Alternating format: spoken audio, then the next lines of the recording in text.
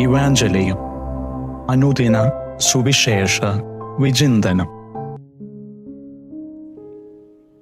ഇന്ന് നാം ശ്രവിക്കുന്ന തിരുവചനം യോഹന്നാന്റെ സുവിശേഷം 15-ാം അധ്യായം 1 മുതൽ 8 വരെയുള്ള വചനസുകളാണ്.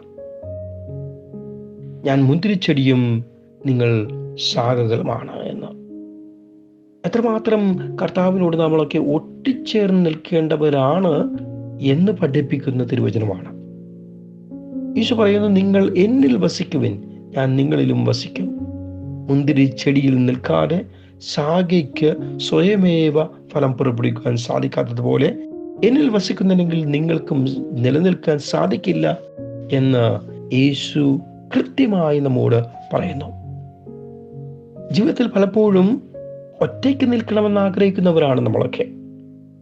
വളരെ പ്രത്യേകിച്ച് ചില കാര്യങ്ങൾ നേടിക്കഴിയുമ്പോൾ, ചില സന്തോഷങ്ങൾ ജീവിതത്തിൽ ഉണ്ടായിക്കഴിയുമ്പോൾ, ദൈവം നൽകിയിരിക്കുന്ന നന്മകളൊക്കെ മറന്നുകൊണ്ട് സ്വയമേവ നിൽക്കുവാൻ പരിശ്രമിക്കുന്ന ചെടിയായി, ശാഖയായി നിങ്ങളും ഞാനുമൊക്കെ മാറാറുണ്ട്.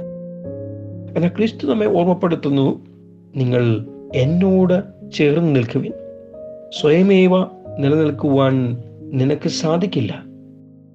ഇന്ന് നീയും ഞാനുമൊക്കെ ചിലപ്പോഴൊക്കെ തളർന്നു പോയിട്ടുണ്ടെങ്കിൽ അതൊക്കെ ക്രിസ്തുവാകുന്ന മുന്തിരിച്ചെടിയിൽ നിന്ന് മാറി നിന്നത് കൊണ്ടല്ലേ. നമ്മുടെയൊക്കെ ജീവിതത്തില് പോരായ്മകളും കുറവുകളുമൊക്കെ വെട്ടി ഒതുക്കപ്പെടണം. ഒരു മുന്തിരിച്ചെടിയും വെട്ടി ഒതുക്കാതെ അധികം ഫലങ്ങൾ നൽകുവാൻ കഴിയില്ല. നമ്മളിലുള്ള കുറവുകള് മാറ്റണമെങ്കിൽ ഈശോയാകുന്ന തോട്ടക്കാരൻ നമ്മളെയൊക്കെ പ്രൂൺ ചെയ്യേണ്ടത് അത്യാവശ്യമാണ്. പക്ഷെ പലപ്പോഴും പ്രൂൺ ചെയ്യുമ്പോൾ ചെടിക്ക് വേദനയുണ്ടാകുന്നു. ഇതുവരെയും ഉണ്ടായിരുന്ന ശാഖകളൊക്കെ മുറിച്ചു മാറ്റപ്പെടുന്നു.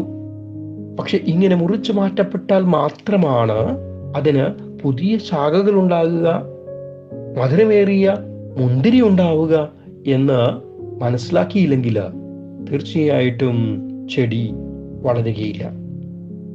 ക്രിസ്തു ഇന്ന് നമ്മെ പഠിപ്പിക്കുന്നതും ഈ ഒരു വാസ്തവം തന്നെയാണ്. പ്രകൃതിയിൽ കാണുന്ന ഈ ഒരു പ്രതിഭാസം നമ്മുടെയൊക്കെ ജീവിതത്തിലും ഈശോ കാണുന്നുണ്ട്. മുന്തിരിച്ചെടിയോട് ശാഖ എത്രമാത്രം ഒട്ടിച്ചേർന്നിരിക്കുന്നുവോ, ഒരുപക്ഷെ അതിനേക്കാൾ കൂടുതലായി ദൈവത്തോട് ഒട്ടിനിൽക്കേണ്ടവരല്ലേ നീയും ഞാനും.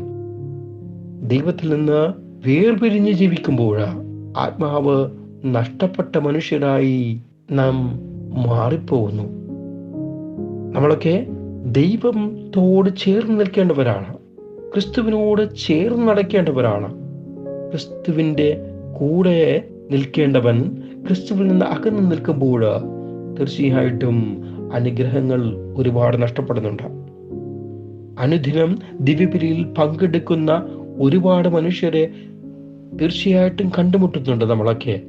അതിരാവിലെ അവര് ദേവാലയത്തിലേക്ക് ഓടിപ്പോകുന്നുണ്ടെങ്കിൽ തീർച്ചയായിട്ടും എന്തോ ശക്തി, ഓജസ്സും അവർക്ക് ആ ഒരു ദിവ്യബലിയിൽ നിന്ന് ലഭിക്കുന്നത് കൊണ്ടല്ലേ.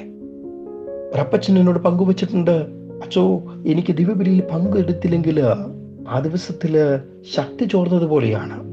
അതെ, ക്രിസ്തുവിനോട് ചേർന്ന് നിൽക്കുവാൻ, ആ മുന്തിരിച്ചെടിയോട് ഒട്ടിച്ചേർന്ന് നിൽക്കുവാൻ നീയും ഞാനും കാണിക്കുന്ന താല്പര്യം എത്രയോ കുറവാണ്. നമുക്ക് ഇന്ന് ഈ തിരുവചനത്തെക്കുറിച്ച് ധ്യാനിക്കുമ്പോൾ പ്രാർത്ഥിക്കാം, ഈശോയെ എന്നെയും നീയാകുന്ന മുന്തിരിച്ചെടിയോട് ചേർത്ത് നിൽക്കണമേ. എൻ്റെ പോരായ്മകളും കുറവുകളും വെട്ടിയൊതുക്കി വീണ്ടും നന്മയാകുന്ന മുന്തിരിച്ചെടിയാകുവാൻ നീ എന്നെ സഹായിക്കണമേ എന്ന് ദൈവം നമ്മെ അതിനായി അനുഗ്രഹിക്കട്ടെ. ആമേൻ.